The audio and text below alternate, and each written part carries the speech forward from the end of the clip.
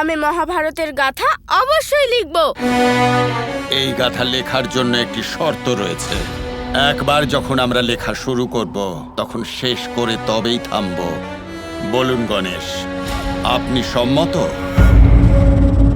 যজ্ঞের দ্বারা এই কার্য শুরু হয়ে গেছে। মনের মধ্যে শ্লোক নির্মাণ শুরু হয়ে গেছে। যদি আপনি না লেখেন তাহলে অন্য কাউকে লিখতে হবে, কিন্তু এই কার্য থামানো যাবে না। এটা তো খুব কঠিন কাজ, ভেবে দেখতে হবে। এইভাবে হ্যাঁ বলে দেওয়া যাবে না। একজন বালককে এত বড় কাজের দায়িত্ব দেওয়া হলো, তাও এমন এক শর্তের সাথে। গণেশ কি করে করবে? গৌরী, তোমার তো প্রসন্ন হওয়া উচিত, কারণ যখন কোনো বালক স্পর্ধায় অংশগ্রহণ করে ও দায়িত্ব নিতে শেখে, তখনই তার ভবিষ্যৎ সুদৃঢ় হতে পারে। আমিও সেটাই চাই, যে গণেশ মহান কাজ করুক, কিন্তু এক মায়ের হৃদয় বিচলিত হয়েই যায়।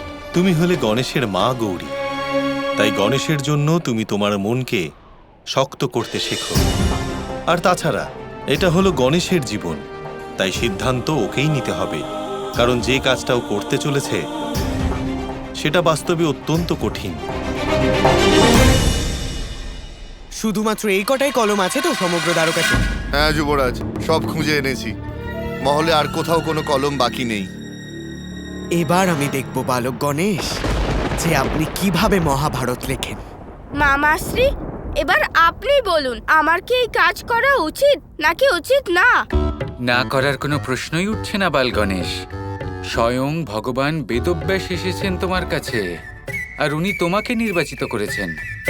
তাহলে আপনি কি চান যে এতদিন এই কাজ শেষ না হওয়া পর্যন্ত আমি অভুক্ত থাকি? মা রাধা ঠিকই বলেন। আমি কিভাবে করব এই কাজ? আমার মানা করে দেওয়া উচিত এই কাজের জন্য। শীঘ্রই খুব বড় একটা দায়িত্ব বাল গণেশ পেতে চলেছেন। এক অত্যন্ত গুরুত্বপূর্ণ কাজ, যা শুধুই বাল গণেশই করতে পারেন। এবার আমি বুঝতে পারলাম কৃষ্ণ এদিন কি বোঝাতে চেয়েছিল। গণেশ, এই গাথা কৃষ্ণের। এই কাজের মাধ্যমে সমাজ, মনুষ্য জাতি খুব লাভবান হবে। এই কাজে না করো না। এই কাজের দ্বারা শুধু সংসার নয়, বরং আপনি অনেক কিছু শিখতে পারবেন। যদি এই কাজ করেন, আপনার মা বাবাও আপনার উপর গর্ববোধ করবেন। সত্যি বলেছেন মা রাধা। বাবা আর মা গৌরী কি আমাকে নিয়ে গর্ব অনুভব করবেন? কিন্তু আমার যে বারবার খিদে পাবে তার কি হবে? ভগবান বেদব্যাস তো আমায় ভোজনও করতে দেবে না। আপনার যতবার খিদে পাবে, আপনি আমায় স্মরণ করবেন। আমি ততবার আপনার জন্য খাবার বানিয়ে রাখবো। আর যখন আপনার এই কাজ শেষ হয়ে যাবে, তখন আপনি এই সব খাবার খাবেন। কিন্তু মা রাধা, সেদিন আমি এত বেশি খাবার কিভাবে খাবো? গণেশ, আপনি কি ভুলে গেলেন? আপনি তো সমগ্র ক্ষীরসাগরও পান করতে পারেন, এতটাই ক্ষমতা আছে আপনার। কে জানে আর কি কি আপনার উদরে সমাহিত হতে পারে। মামাশ্রী আবার চক্রের ব্যাপারে কথা বলছেন না তো? আচ্ছা, বলছিলাম গণেশ, আমি লেখার কাজে রাজি আছি।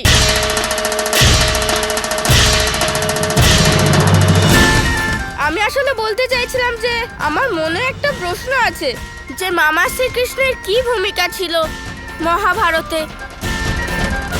কি দিয়ে লিখবেন বালক গণেশ, যখন কোনো কলমই নেই? তাহলে ঠিক আছে, চলুন। এক মুহূর্ত গুরুবর, আমি গণেশের জন্য কলম নিয়ে আসি। কিন্তু একবার লেখা শুরু হয়ে গেলে কাউকে আর গণেশের সাথে দেখা করার সুযোগ দেওয়া হবে না।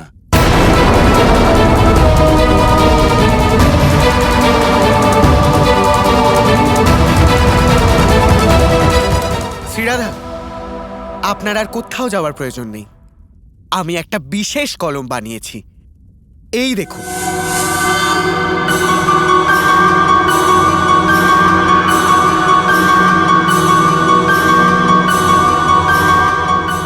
এটা তো খুব সুন্দর। তুমি বানিয়েছো?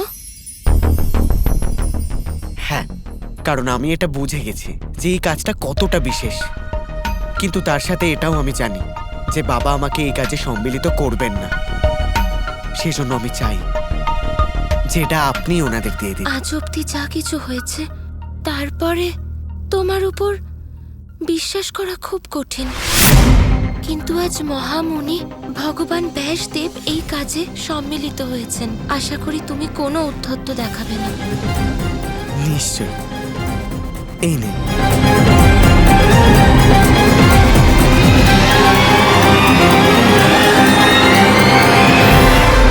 আপনার কোনো ধারণাই নেই রাধা যে আমি কে হই আর কখন কোথায় কি ধরনের ঔদ্ধত্য দেখাতে পারি। এই শাম্ব তো দেখছি অত্যন্ত উদ্ধত। আমার পুত্রের সাথে বিশ্বাসঘাতকতা করলো। আমি নিজে গিয়ে ওকে আজ শাস্তি দেব।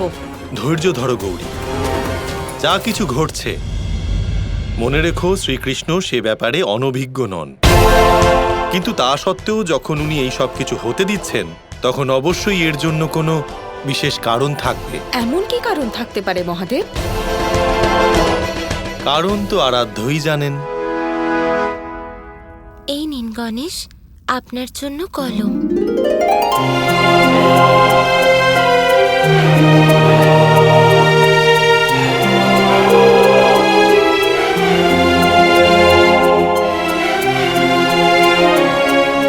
ধন্যবাদ মা রাধা। এবার দেখবেন আমি কত শ্রেষ্ঠ লেখা লিখি। স্বয়ং মা রাধা কলম দিয়েছেন আমাকে। আচ্ছা গণেশ, এবার শীঘ্রই নিজের কাজ করা শুরু করে দিন।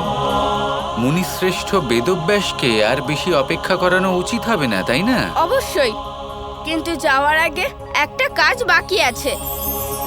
পিতা মহাদেব আর মা গৌরীকে আমার প্রণাম। তুমি এই কাজে অবশ্যই সফল হবে পুত্র। আমার শক্তি তোমার সাথে আছে। আর আমার মমতাও। মামাশ্রী প্রণাম।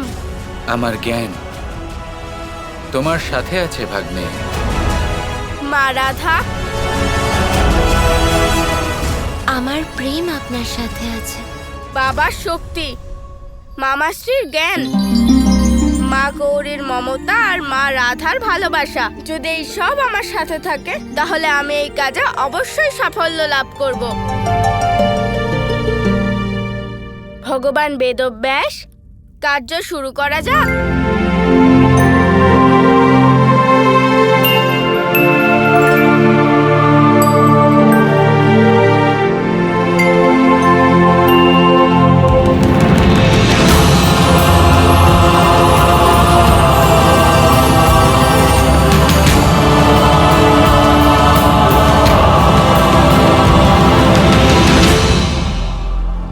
আচার্য, আপনি আমার এই স্থানে কেন নিয়ে এলেন? যাতে লেখার সময় কোনো বাধা উৎপন্ন না হয়। আপনি আমাকে যে আদেশ দিয়েছিলেন তা আমি স্বীকার করে নিয়েছি। আমাদের এই কাজ যত তাড়াতাড়ি সম্ভব শেষ করতে হবে। এবার আপনি কোনো রকম সময় নষ্ট না করে বলতে থাকবেন, আর আমিও কোনো রকম সময় নষ্ট না করে লিখতে থাকবো। আপনি যদি বলা বন্ধ করেন তাহলে আমিও লেখা বন্ধ করে দেবো। বেশ, আমি রাজি। কিন্তু আপনি শুধু লিখলেই হবে না, শিখতেও হবে। তাই আপনাকে প্রত্যেকটা শ্লোক ভেবেচিন্তে লিখতে হবে। যথাজ্ঞা। তাহলে আসুন, প্রথম শ্লোক দিয়ে শুরু করা যাক। নারায়ণম নমস্কৃত্য নরং চৈব নরোত্তমং দেবীং সরস্বতীং ব্যাসং। এবার আরম্ভ হলো শ্রী মহাভারত কথা, এই সংসারের সব থেকে মহান কাব্য। কথা শোনো সংগ্রামে, বিশ্বের কল্যাণে। ধর্ম ধর্ম অনাদি অনন্ত, সত্য অসত্য কলুষ কলঙ্ক। কথা আরে অন্ধ তো তুমি, অন্ধের পুত্র অন্ধ। শক্তির কথা, ভক্তির কথা, জন্ম